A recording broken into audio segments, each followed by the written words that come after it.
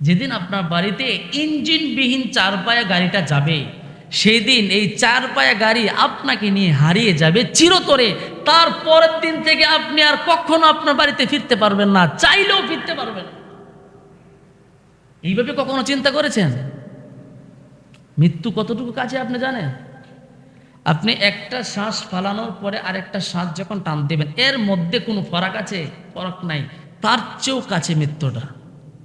মসজিদে আসছেন, বাড়িতে যাইতে পারবেন কিনা তো জানা নাই কারণ অনেকে তো বলে আসছেন এই গরু গোস্ত রান্না করো, জুমার থেকে আইসা খানা খাবো, কিন্তু আপনার এই কথা বলাটাই শেষ হইতে পারে আজকে, এটা জানেন আপনি? মসজিদে আসছেন, নামাজ পড়ছেন, মসজিদ থেকে বের হয়েছেন, স্ট্রোক করছেন, শেষ, দুনিয়া ছেড়ে চলে গেছেন। এটা নতুন ইতিহাস না, ইতিপূর্বে বহু মানুষ মসজিদ থেকে বের হয়ে স্ট্রোক করে মারা গেছে।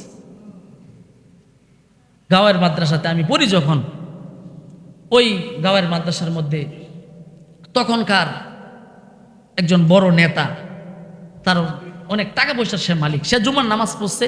জুমার নামাজ পড়ে যখন সে মসজিদ থেকে বের হয়েছে, বারিন্দাতে বসে গেছে, বলতেছে একটু পানি খাবে। একটু পানি খাইছে আর স্ট্রোক করছে, সাথে সাথে মসজিদে বারিন্দায় সে মারা গেছে।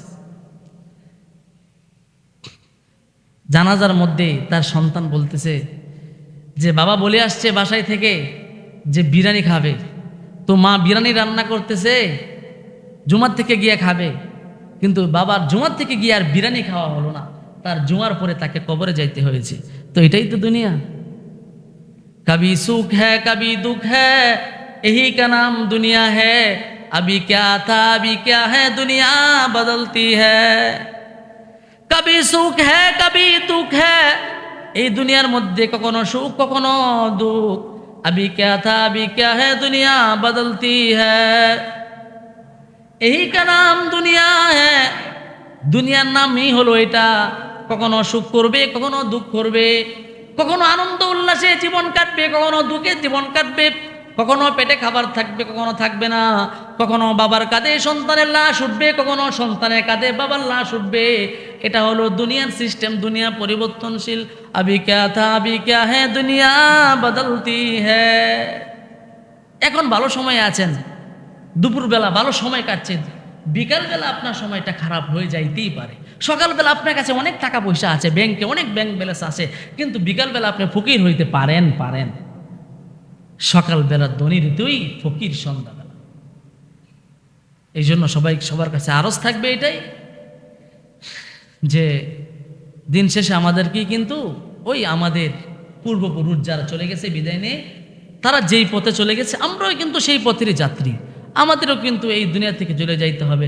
আমাদেরকে গোসল করাবে আমার ওয়ারিশগণ, এই সাদা 3 টুকরা কাপড় দিয়ে পেঁচায়া জানাজা বলে ওই মাটির নিচে গুরুস্থানে অন্ধকারে বাজারের নিচে নদীর পারে আমাদেরকে সেখানে দিয়ে আসবে। কেউ যাবে না 1 দিন 2 দিন 3 দিন, 1 মাস 2 মাস 3 মাস, তারপরে আর কেউ যাবে না। সর্বোচ্চ বেশি গেলে 1 বছর, তারপরে আপনার কবরে 5 বছরে কেউ দাঁড়াবে না। এত আদরের সন্তান লালন করছেন, যে সন্তান আপনার মৃত্যুর পরে আপনার মৃত থরথর দেহটাকে ভয় পা। যদি বলা হয়েছে যা তোমার বাবার কবরটাকে জিয়ারত করে আসো, আমার চোখে দেখা, আমি জিয়ারত করেছি, তার সন্তান আমার সাথে যায় নাই, ভয় পায়। তো ভয় পাওয়ার কথা আল্লাহকে, কিন্তু ভয় মৃত ব্যক্তিকে কেন পাবে? সন্তানকে এগুলো শিক্ষা দেওয়া। এখন আমরাই ঠিক নাই, আমাদের সন্তানরা কেমনে ঠিক হবে? এর জন্য সবার প্রতি উদারত আহ্বান এটাই থাকবে যে নিজেও দিন বুঝেন, নিজের দিন কায়েম করার চেষ্টা করেন। আপনার ফ্যামিলির বিবি বাচ্চা যারা আছে সবাইকে এই দিন বোঝান।